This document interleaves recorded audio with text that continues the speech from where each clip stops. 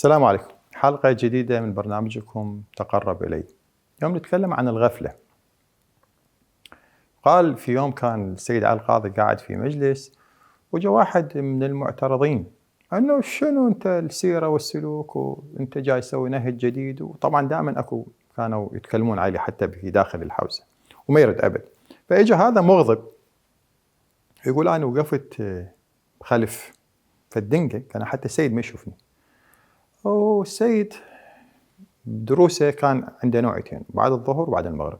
بعد المغرب يخليها للناس الخاصين به، والظهر للناس العامة. فيقول هذا عند الظهر اجى ودا يستمع.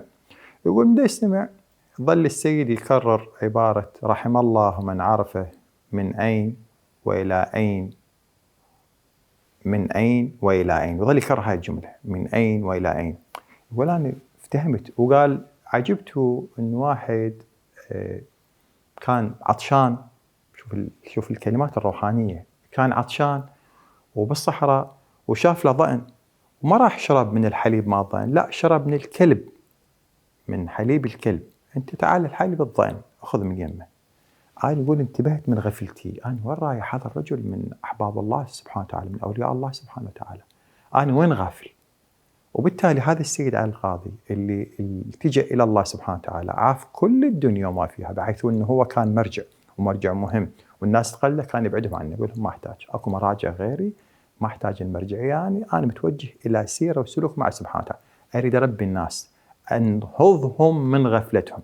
لذلك مثل ما يقول شيرازي في أحد قصائده، يقول أنا أبحث عن العنقاوات. وين أكو عنقاوات؟ أي لأن ما موجود. فهو يقول كنت أبحث عن عنقاوات، أشوف الطلاب من يجون منهم مستعد أن يكون يمشي بطريق الله سبحانه وتعالى، أما يجي درسي أو أنا أروح لأرسل في طلبة حتى يجيب هذا الطريق حتى يفيد الناس، ينهضهم من غفلتهم.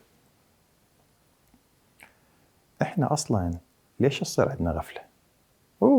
وأكثرنا غافلين، يعني تصير عندنا غفلة لأن عندنا حب الدنيا، عندنا حب الدنيا وعندنا الملذات وملتهين، وعندنا والحسد على الآخرين، وهذا صار أغلى مني وصار أكثر شهادة، وهذا كان كاتل الفقر، وناخذ غيبة فلان وغيبة فلان وأذية، وظل الحقد بداخلنا، لأنه الناس المحيطة بينا هم خياراتنا سيئة. أصدقائنا اللي نختارهم مو أصدقاء حسن سيرة وسلوك، أصدقاء سيئين وكافيهات وأماكن سيئة، والمجتمع مادي، والتربية مو صحيحة قد تكون، حتى لو تربية بنية طيبة بس تربية مو صحيحة، بعد عن سبحانه وتعالى. حتى عباداتنا من نأديها بخشوع، من نأديها سبحانه وتعالى، هاي إسقاط واجب ينتهي الموضوع. ويظل حب الدنيا كما يقول الرسول صلى الله عليه وآله، حب الدنيا أساس كل خطيئة، كل خطيئة هو حب الدنيا. فإحنا نغفل عن سبحانه وتعالى ونلتهي بأمور.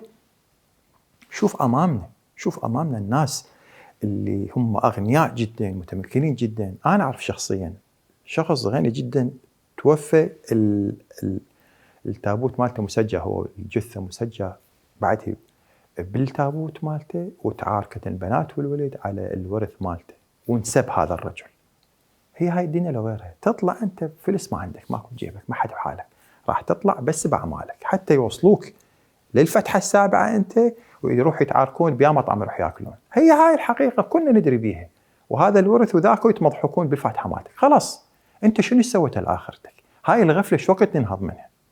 إلا أن نموت، اللي يقول علينا القرآن فبصرك اليوم حديد، من يشوف الحقائق ورا ما يجيك عزرائيل سلام الله عليه قال ربي ارجعون، ترجع ماكو، كلمة هو قائلها انتهى الموضوع.